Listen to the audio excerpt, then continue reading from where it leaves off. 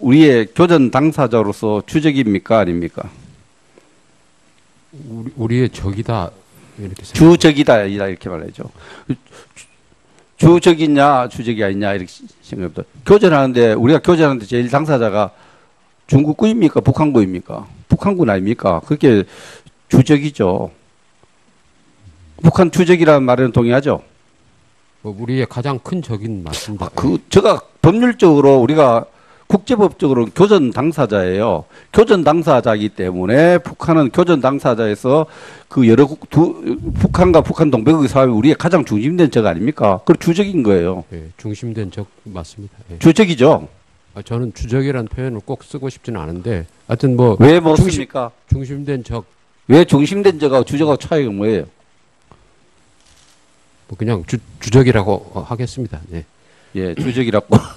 주적은 주적이죠. 교전이라는 게 국제법적 용어고 교전 당사국 속에서 그쪽에 중국하고 같이 싸웠을 때 북한이 주장 노릇해서 이게 주적입니다. 지금도 그렇게 중단돼 있으니까 여기에 대해서 우리 국가 지도자 아닙니까? 의전서열 사이 헌법재판소장이 얼마나 막중한 자리입니까? 북한을 교전 당사자로서 주적으로 규정을 했습니다. 그래서 주적에 대한 태도와 연관되어 있기 때문에 우리가 소수 의견이지만 이분은 심각하게 보고 있다 이렇게 말씀을 드릴 수 있습니다.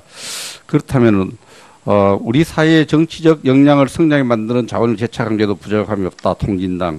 여기서 어제도 한번 따져봤습니다만 북한이 여기서 강령에서 우리가 몇 가지 좀 따져볼 게 있는데요.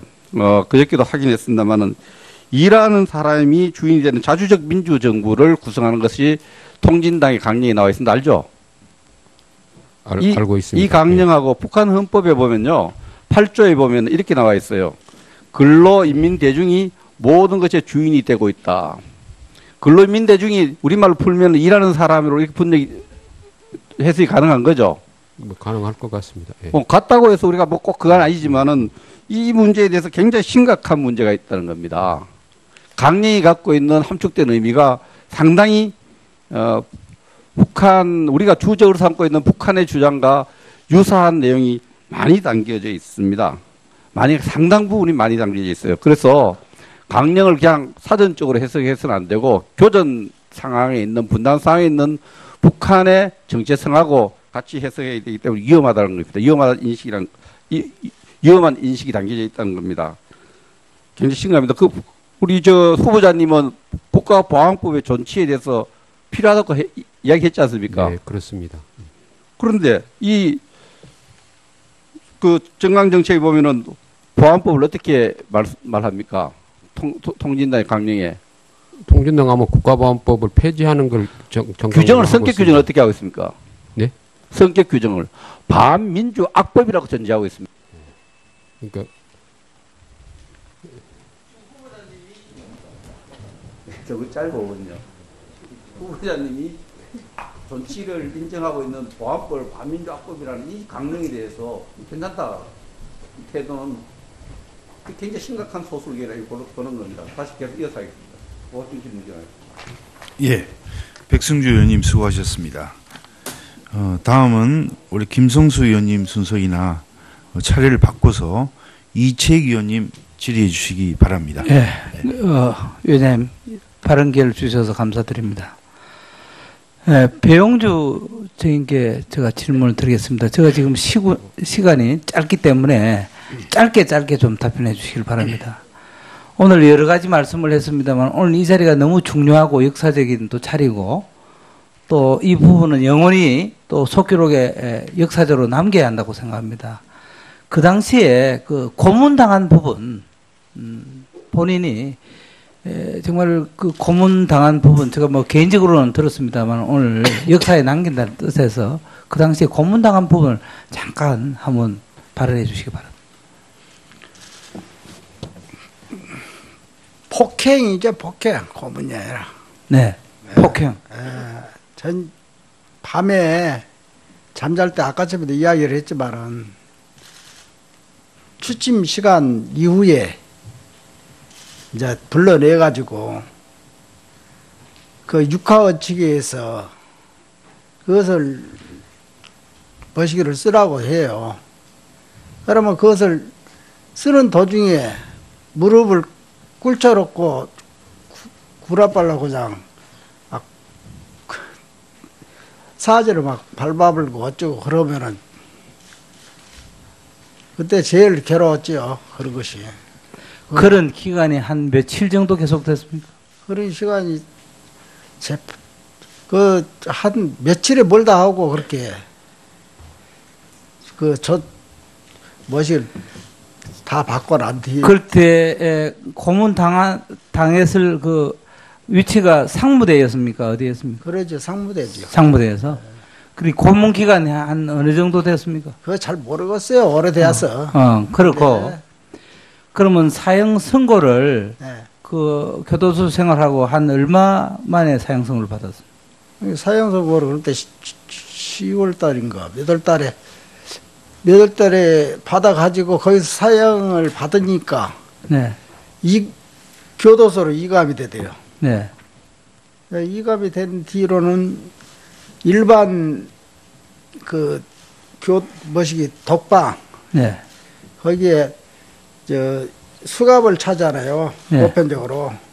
근데 혁수정이 있어요. 사형수만 차는 혁수정. 네. 그것은 척대에다 해가지고 이렇게 딱 묶어서 놔둬요. 네.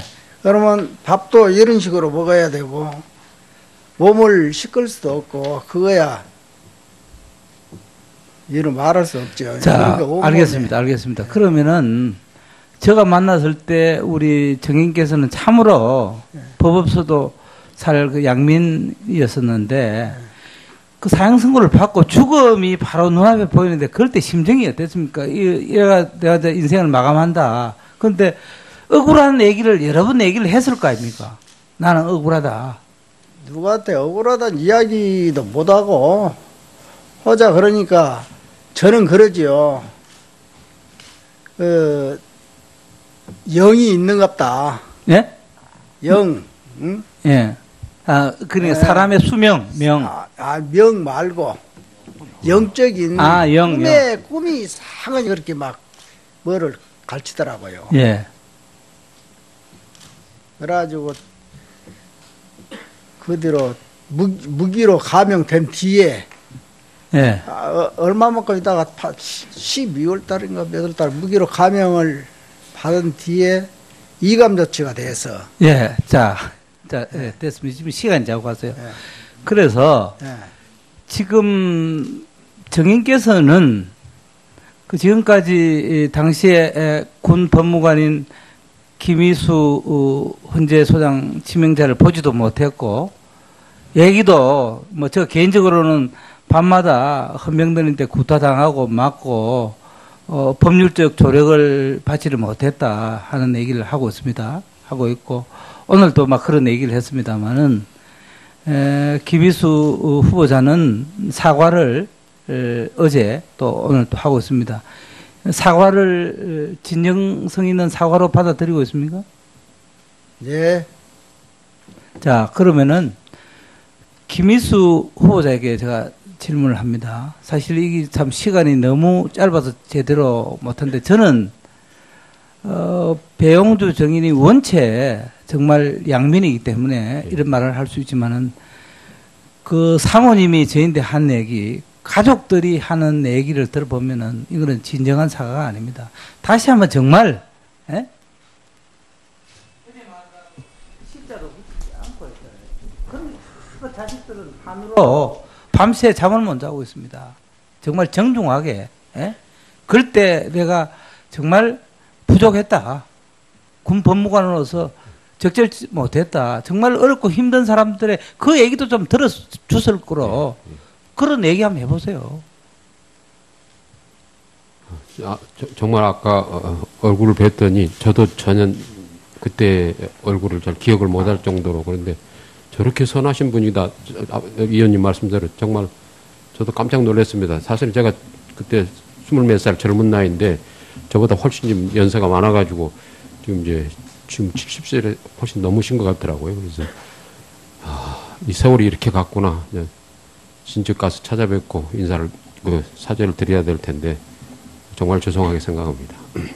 정말 저는 사과에는 변명이 없다고 생각합니다. 그리고 진정한 사과가 있어야 된다고 생각합니다. 역사의 화해를 하려면은 일방적인 화해가 아니라 상방이 화해해야 되고 또 상대방이 그 화해를 받아들여야 된다고 생각합니다. 개인적으로 저는 공권력이, 국가 권력이 정말 잘못 미치고 또 판사의 양심이 흐트러지면은 제가 어제 여정남 사법살인을 얘기를 했습니다만 그 피해는 참으로 말할 수 없는 피해로 이어집니다. 해서 정말 이번 기회에 김희수 후보자도 한번 뒤를 돌아보고 자기 주장만 옳은 것이 아니라 또 다른 사람의 수많은 사람들의 얘기를 좀 경청하는 그런 열린 자세를 꼭 하기를 제가 촉구합니다. 예, 명심하겠습니다. 알겠습니까? 네. 네. 네, 이채익 의원님 수고하셨습니다.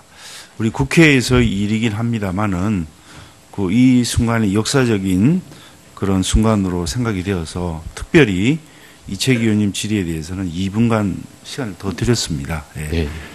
그리고 뒤에 배용주 증인께서는 먼 길 오신다고 수고 많으셨고 또 오늘 마음을 잘 푸시는 그런 좋은 기회가 되었으면 하는 그런 생각이 듭니다. 이제 마치셨으니까 배용주 증인은 가셔도 되겠습니다. 예. 네, 감사합니다.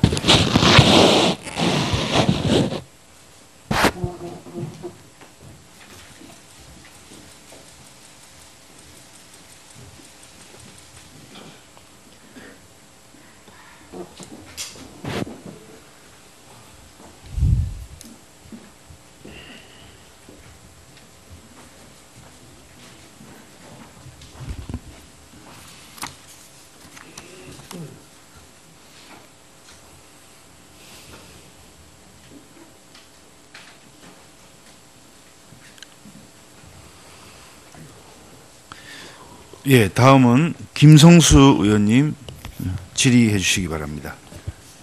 네, 후보자님, 백남기 농민 사망 사건에 대해서 몇 가지 질문을 드리겠습니다. 유가족들은 물론이고 집회에 참가했던 많은 국민들이 고 백남기 농민의 죽음은 국가 공권력에 의한 타살이다 또는 미필적 고의에 의한 살인이다 이렇게 얘기들을 하고 있습니다. 후보자께서는 이 같은 주장에 대해서 어떤 입장을 갖고 계십니까?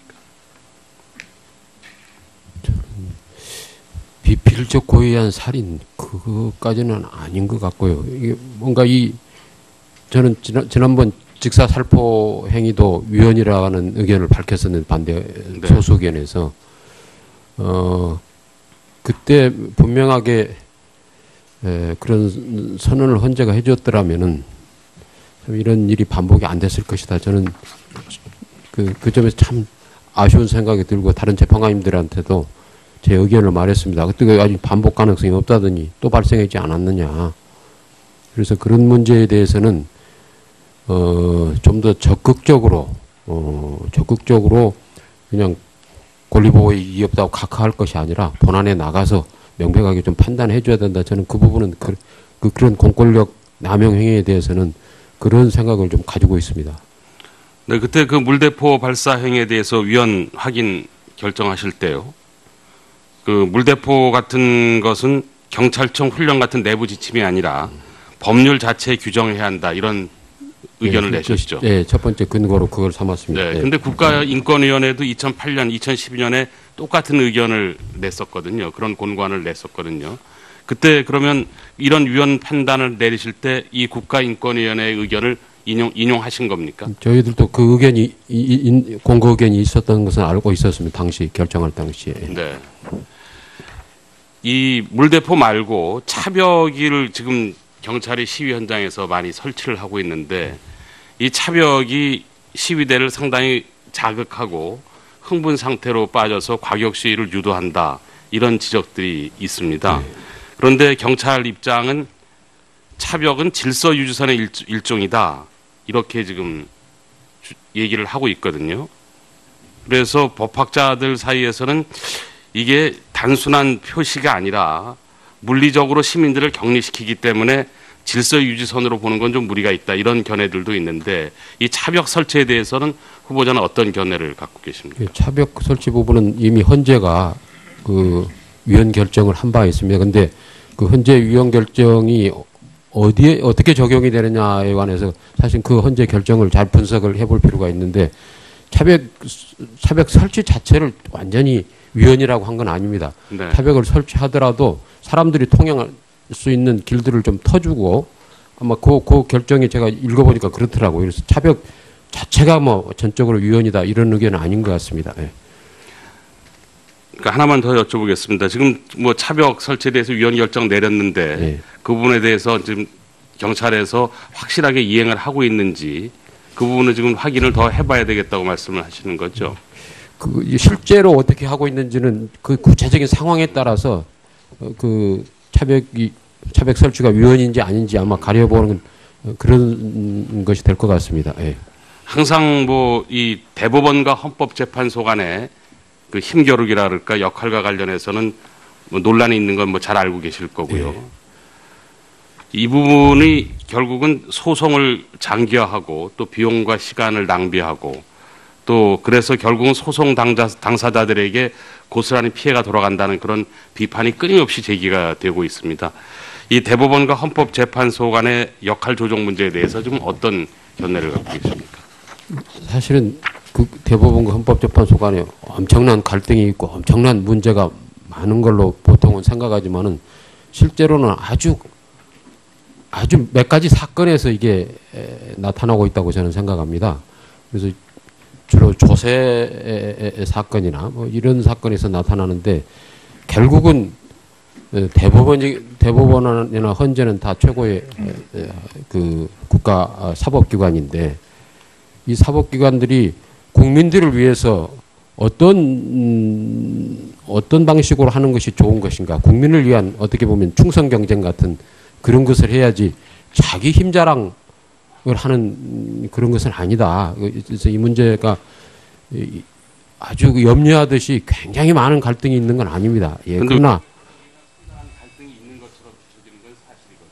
이게 구조적으로 헌재가 헌법적인 판단을 하는 기관이기 때문에 가장 최상위법을 가지고 그것에 근거해서 판단하기 때문에 구조적으로 그런 문제는 생길 수는 있는데 저희들이 국민들이 불안하지 않도록 어떤 헌재와 대법원이 상당히 그 불안하지 않도록 하고 있지만 어떨 경우에는 그런 경우가 생길 수밖에 없는 경우가 생기는 것 같습니다. 네. 그러니까 의전서열 사이 헌법재판소장이 얼마나 막중한 자리입니까? 북한을 교전 당사자로서 주적으로 규정을 했습니다. 그래서 주적에 대한 태도와 연관되어 있기 때문에 우리가 소수 의견이지만 이분은 심각하게 보고 있다 이렇게 말씀을 드릴 수 있습니다. 그렇다면은 우리 사회의 정치적 역량을 성장에 만드는 자원을 재창한 게도 부족함이 없다. 통진당. 여기서 어제도 한번 따져봤습니다만 북한이 여기서 강령에서 우리가 몇 가지 좀 따져볼 게 있는데요. 그저께도 확인했습니다만은 일하는 사람이 주인이 되는 자주적 민주정부를 구성하는 것이 통진당의 강령에 나와 있습니다. 알죠? 알고 있습니다. 이 강령하고 북한 헌법에 보면요. 8조에 보면 이렇게 나와 있어요. 근로인민대중이 모든 것의 주인이 되고 있다. 근로인민대중이 우리말로 풀면 일하는 사람으로 이렇게 분명히 해석이 가능한 거죠. 뭐 가능할 것 같습니다. 예. 같다고 해서 우리가 뭐 꼭 그건 아니지만은 이 문제에 대해서 굉장히 심각한 문제가 있다는 겁니다. 강령이 갖고 있는 함축된 의미가 상당히 북한 우리가 주적으로 삼고 있는 북한의 주장과 유사한 내용이 많이 담겨져 있습니다. 만약 상당 부분 무릎을 꿇쳐놓고 구라빨라 그냥 막 사지를 막 밟아불고 어쩌고 그러면은 그때 제일 괴로웠지요. 그런 것이. 그런 기간이 한 며칠 정도 계속됐습니까? 그런 시간이 한 며칠에 멀다 하고 그렇게 다 받고 난 뒤에. 그때 고문 당했을 그 위치가 상무대였습니까? 어디였습니까? 그러죠. 상무대죠. 상무대에서. 그리고 고문 기간이 한 어느 정도 됐습니까? 그거 잘 모르겠어요. 오래되어서. 그렇고. 네. 그러면 사형 선고를 네. 그 교도소 생활하고 한 얼마 만에 사형 선고를 받았습니까? 사형 선고를 그때 10월 달인가 몇 월 달에 받아가지고 거기서 사형을 받으니까 네. 이 교도소로 이감이 되대요. 네. 이감이 된 뒤로는 일반 뭐시기 독방 네. 거기에 질의해 주시기 바랍니다. 예. 위원님 바른 기회를 주셔서 감사드립니다. 예, 배용주 증인께 제가 질문을 드리겠습니다. 제가 지금 시간이 짧기 때문에 짧게 좀 답변해 주시길 바랍니다. 오늘 여러 가지 말씀을 했습니다만 오늘 이 자리가 너무 중요하고 역사적인 또 자리고 또 이 부분은 영원히 또 속기록에 역사적으로 남겨야 한다고 생각합니다. 그 당시에 그 고문당한 부분, 본인이 정말 그 고문당한 부분, 제가 뭐 개인적으로는 들었습니다만 오늘 역사에 남긴다는 뜻에서 그 당시에 고문당한 부분을 잠깐 한번 발언해 주시기 바랍니다. 폭행이죠, 폭행. 고문이 아니라. 네, 폭행.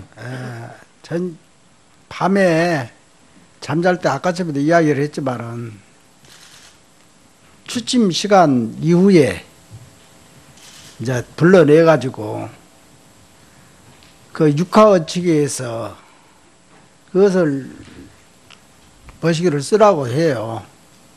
그러면 그것을 쓰는 도중에 는 우리의 교전 당사자로서 주적입니까 아닙니까? 우리의 적이다 이렇게 주적이다 이렇게 말하죠. 주적이냐 주적이 아니냐 이렇게 생각합니다. 교전하는데 우리가 교전하는데 제일 당사자가 중국군입니까 북한군입니까? 북한군 아닙니까? 그게 주적이죠. 북한 주적이라는 말에는 동의하죠. 우리의 가장 큰 적인 맞습니다. 제가 법률적으로 우리가 국제법적으로 교전 당사자예요. 교전 당사자이기 때문에 북한은 교전 당사자에서 그 북한과 북한 동백의 사업이 우리의 가장 중심된 적 아닙니까? 그 주적인 거예요. 예, 중심된 적 맞습니다. 예. 주적이죠. 저는 주적이라는 표현을 꼭 쓰고 싶지는 않은데, 하여튼 뭐 왜 못 씁니까? 중심된 적. 왜 중심된 적하고 주적하고 차이가 뭐예요? 뭐 그냥 주적이라고 하겠습니다. 네. 예, 주적이라고. 주적은 주적이죠. 교전이라는 게 국제법적 용어고 교전 당사국 속에서 그쪽에 중국하고 같이 싸웠을 때 북한이 주장 노릇해서 이게 주적입니다. 지금 또 그렇게 중단돼 있으니까 여기에 대해서 우리 국가 지도자 부분이 많이 담겨져 있어요. 그래서 강령을 그냥 사전적으로 해석해서는 안 되고 교전 상황에 있는 분단 상황에 있는 북한의 정체성하고 같이 해석해야 되기 때문에 위험하다는 겁니다. 위험한 인식이 담겨져 있다는 겁니다. 굉장히 심각합니다. 우리 후보자님은 국가보안법의 존치에 대해서 필요하다고 이야기했지 않습니까? 네, 그렇습니다. 그런데 정강정책에 보면은 보안법을 어떻게 말합니까? 통진당의 강령에. 통진당 하면 국가보안법을 폐지하는 걸 규정을 성격 규정을 어떻게 하고 있습니까? 네? 성격 규정을 반민주 악법이라고 전제하고 있습니다. 그러니까 저거 짧거든요. 후보자님이 존치를 인정하고 있는 보안법을 반민주 악법이라는 이 강령에 대해서 괜찮다 이 태도는 굉장히 심각한 소설계라고 보는 겁니다. 다시 계속 이어서 하겠습니다. 중심 문제가. 예, 백승주 의원님 수고하셨습니다. 다음은 우리 김성수 의원님 순서이나 차례를 바꿔서 이채익 의원님.